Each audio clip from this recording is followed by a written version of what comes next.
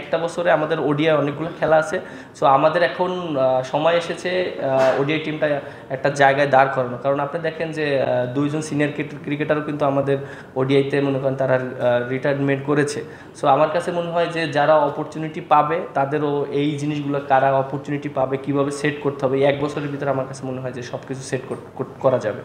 আপনি দেখেন একটা টিমে যদি টপ অর্ডাররা ভালো করে তাহলে তো মিডল অর্ডার, লেট অর্ডারের জন্য অনেক ইজি কাজটা হয়ে যায়। সো অবশ্যই আমি যে ক্যাপ্টেন হিসাবে চাবো যে ওডিআই টিমে যারা টপ অর্ডার ব্যাটসম্যান আছে তারা যেন স্কোর করে এবং ভালো করে, এবং দিন শেষে যেন আমরা রেজাল্ট করতে পারি।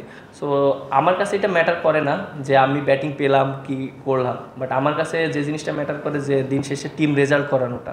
সো আমার ওইটাই থাকবে এবং আমি ওইভাবেই প্ল্যানিং করব, চেষ্টা করব যে আমার ব্যাটিং নিয়ে আমি চিন্তিত না। সত্যি কথা বলতে আমরা যে কাজটা করি এটা কিন্তু আমাদের জন্য, কিন্তু আপনি দেখেন যে আমরা ভালো করলে কিন্তু আপনারাই কিন্তু করেন, প্রশংসা করেন, এবং খারাপ করলে কিন্তু আপনারাই সমালোচনা করেন।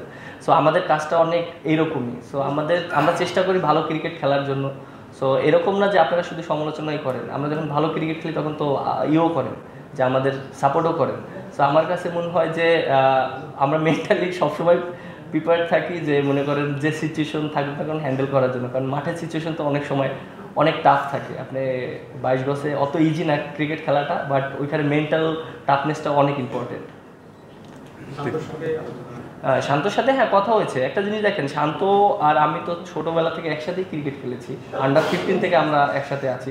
তা আমাদের কাছে যে জিনিসটা মনে হয় যে ক্যাপ্টেন ডাজেন্ট ম্যাটার, আমাদের টিম হয়ে খেলাটা ইম্পর্টেন্ট। এবং ওর সাথে যখনই কথা হয়েছে আমরা দুজনে একই ডিসকাস করেছি যে আমরা বাংলাদেশটাকে কত দূর নিয়ে যেতে পারি। কারণ এর আগে সিনিয়র প্লেয়ার যারা ছিল তারা কিন্তু একটা স্টেজে নিয়ে এসেছে। সো আমাদের দায়িত্ব এখন, রেসপন্সিবিলিটি, আমরা একটা জায়গায় বাংলাদেশ টিমটাকে দাঁড় করাতে চাই। সো সাময়িক সময় আমরা একটু খারাপ পারফরমেন্স করছি এবং আমাদের খারাপ যাচ্ছে, এটা আমরা সবাই জানি, আপনারাও জানেন। সো আশা করি যে এই সময়টা খুব দ্রুত কেটে আসবে ইনশাআল্লাহ, আমি এটা বিশ্বাস করি। দেখেন আপনি যেটা বললেন, অবশ্যই আমি প্রথমেই এই কথাটা বলেছিলাম যে আমি তাদের কাছ থেকে অনেক কিছু শিখেছি যেটা আমার ক্রিকেট ক্যারিয়ারে অনেক কাজে লাগবে। এবং বিশেষ করে তারা কীভাবে ক্যাপ্টেন্সি করেছে, আমি তো নিজেই খেলেছি তাদের আন্ডারে।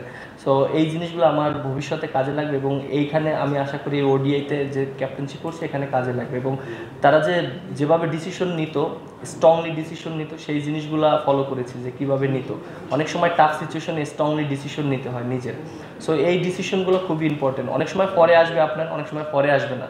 সো আপনি ওই ডিসিশনটা কীভাবে নিচ্ছেন এইটা হচ্ছে ইম্পর্টেন্ট।